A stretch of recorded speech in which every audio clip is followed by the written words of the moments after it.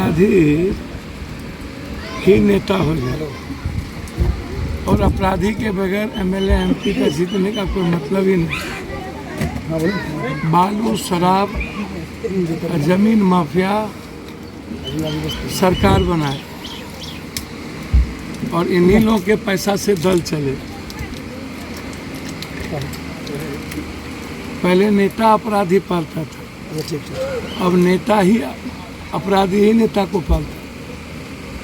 अब बगैर अपराधी का कोई मतलब अब है ही नहीं, माफिया के बगैर पैसा का।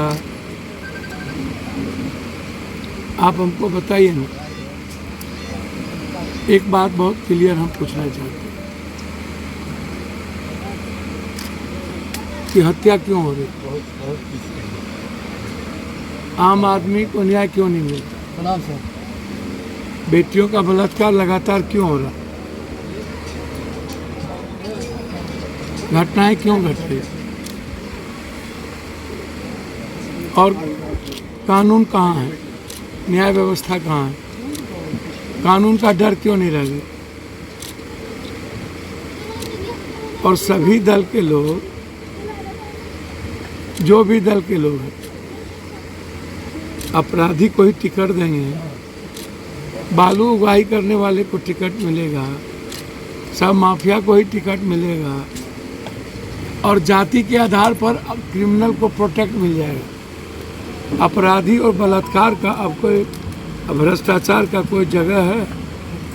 समाज पहले पूछता है कि मर्डर का कौन मिले, अब कौन जात कर लगे, अब कौन जात का हो, बलात्कार किसका हो। हम तो 81-82 से लाश बन चुके हैं इस बिहार में, थक गए लाश उठाते उठाते।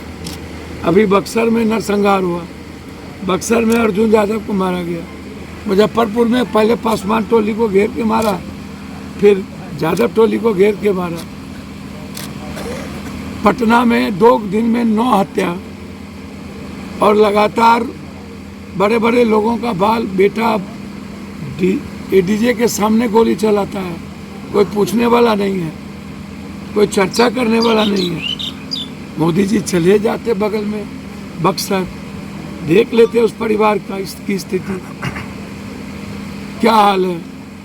ना विपक्ष को फुर्सत, ना सत्ता पक्ष को फुर्सत, भगवान भरोसे छोड़ दीजिए, मरते रहिए। चुनाव आवे तो 3 महीना घर से निकल के राजनीति कर लीजिए, क्योंकि पप्पू यादव सड़क पर रहते हैं।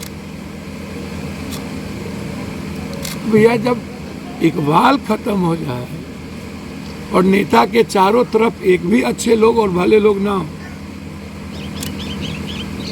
अपराधी जिस जात का हो, उसे दल का प्रोटेक्शन हो और पुलिस और अपराधी नेता का गठजोड़ हो और ये मान लिया गया हो कि अब माफिया अपराधी के बगैर वोट मिलना ही नहीं है, तो सैया भेल खुतवाल तो अब डर काहेगा। हमाम में सब नंगे, हर डाल पर उल्लू बैठा है, जामे गुलिस्ता क्या हो। गरीबी पे चर्चा नहीं, बेरोजगारी पे चर्चा नहीं, इकोनॉमी पे चर्चा नहीं, आम आदमी की जिंदगी कैसे बदलेगी इस पे चर्चा नहीं। क्या है लखीसराय में, क्या है मुंगेर में, कितनी हत्याएं होती है, एक सप्ताह में आधा दर्जन से ऊपर हत्या।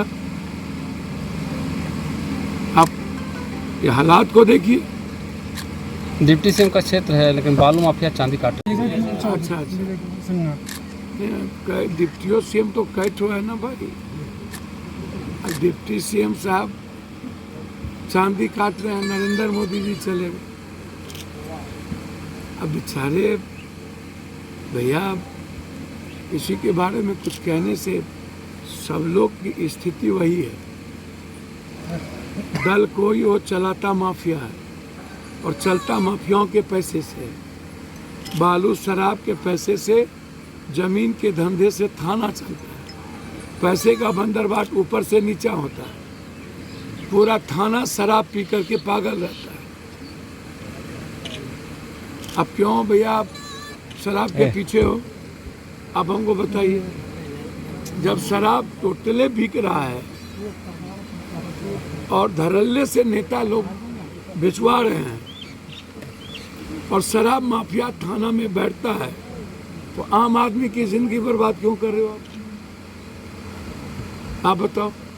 गरीब और आम आदमी को जेल भेजते हो, उस पर लाठी चलवाते हो, और जो बिचवाता है और जिन माफियाओं के पैसे से ऊपर नीचा जाता है उसकी चांदी है।